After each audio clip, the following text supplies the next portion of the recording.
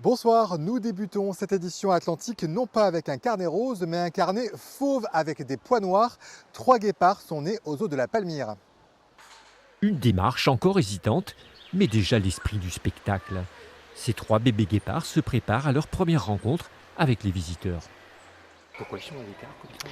Pour que la mère soit tranquille pendant l'élevage, qu'elle soit au calme, qu'elle ne soit pas perturbée par la présence des visiteurs. Vous avez vu, ils sont assez timides les bébés, dès qu'ils voient du monde, ils ont tendance aussi à rentrer dans la cabane. Donc pour que les premières semaines se passent bien, on laisse tout le monde tranquille à l'écart. Les 3 félins sont nés dans ce zoo il y a presque 2 mois. Un événement toujours exceptionnel, même si les naissances de guépards sont régulières en captivité, sous réserve de reproduire leurs conditions naturelles. On met les guépards mâles d'un côté, on met les guépards femelles d'un autre, on les amène à des moments particuliers parce qu'on voit qu'elles commencent à être en chaleur ou au contraire au hasard, mais en les observant de façon très proche. Et à ce moment-là, on a de la réussite. Une réussite d'autant plus importante que le guépard est menacé. Il reste aujourd'hui 7000 individus, principalement dans le nord de l'Afrique. C'est un félin qui est très vulnérable, qui subit beaucoup de menaces qui sont essentiellement dues à la pression humaine. Donc le fait de les conserver en parc zoologique et de soutenir également des programmes de conservation dans la nature est essentiel si on veut les préserver à long terme. Les guépardos seront visibles au public dès la semaine prochaine. En attendant, certains ont déjà pu les observer. Oui, là-bas. Ah, oui, on les voit là-bas. On les a vus de loin, oui. Et alors ? C'est trop mignon. Moi, je les ai bien aimés, ils sont trop mignons. J'aime bien les petits bébés. Le zoo de la Palmyre espère profiter de cet événement. Les naissances d'animaux attirent chaque année de nouveaux visiteurs. La première édition du Tour de Charente-Maritime à la voile a débuté hier. En tout, 4 jours de compétition sur l'eau. Une flotte de 40 bateaux avec des marins aguerris, mais aussi des plaisanciers.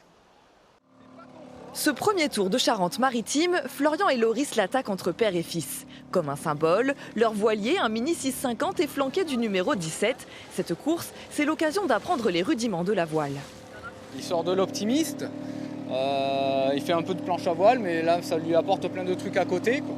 Notamment la navigation, la météo, tout ça. C'est pas forcément de gagner, mais plutôt de découvrir vraiment l'habitable et surtout de s'amuser. 3, 2, 1, stop, bon départ. Les régatiers mettent les voiles direction Saint-Martin-de-Ré. En tête, les voiliers les plus performants sont loin devant, mais les plus petits restent dans la course et peuvent espérer une belle place au classement. Des points de compensation sont attribués en fonction du type de bateau et de l'équipage. Si le bateau est un bateau un peu plus familial, un peu plus croisière, finalement, même s'il arrive un peu dans la fin du paquet, avec le temps de compensation qu'on va lui donner, il peut repasser devant pas mal de bateaux qui sont plus typés pour la course. Ouais. Pendant que père et fils enchaînent les manœuvres au large, ce bateau est le premier à franchir la bouée après 1h30 de régate. L'équipage, habitué des courses à la voile, savoure ce premier tour à domicile. Pour nous, c'est super. Le bateau est basé à La Rochelle maintenant. Pour nous, c'est une opportunité d'abord de se connaître plus entre tous les bateaux qui sont un peu de la région. Donc il y a une mixité qui se fait et puis les étapes sont formidables.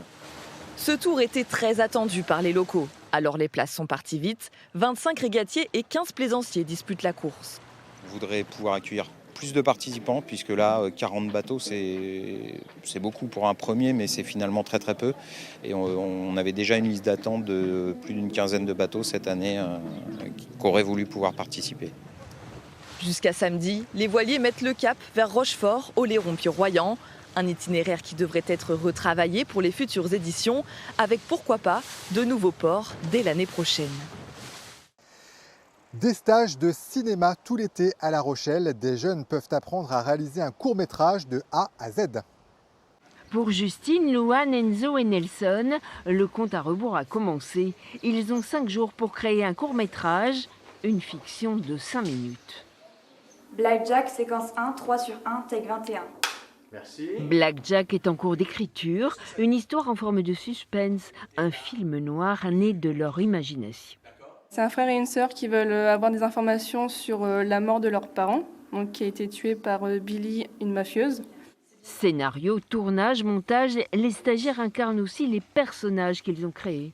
J'ai un deal pour toi, Bill. La difficulté vraiment de ce stage, c'est vraiment de retenir un texte, créer, réaliser, écrire. Donc des images un peu contrastées, très simples au niveau de la lumière, d'accord ? Dans le rôle du formateur, Salah Ladi, un réalisateur de l'association Coulisses, qui connaît toutes les ficelles du métier. Si le son marche, l'image, elle marche. C'est évident. À tel point qu'il y a des metteurs en scène qui se retournent pour ne pas regarder les comédiens. Ils préfèrent les écouter que les voir. Vous vous rendez compte ? Il y a beaucoup de jeunes qui viennent nous voir et qui nous disent « Est-ce que c'est le métier que je voudrais faire plus tard ?» Et le fait qu'ils vivent effectivement cette expérience en immersion pendant 5 jours leur donne véritablement l'information « Est-ce que c'est le métier qu'ils veulent faire plus tard ?» La réponse est immédiate. En 1 semaine, on sait si on s'épanouit dans ce métier ou pas. Les dialogues sont courts. Les stagiaires ont 35 heures pour finaliser Blackjack. Le suspense ne fait que commencer. C'était surtout au début le plus difficile à trouver l'histoire, le thème de notre film. Dès qu'on a le début, tout vient par la suite. Une vingtaine de films ont déjà été créés ces dernières années et le résultat est plutôt convaincant.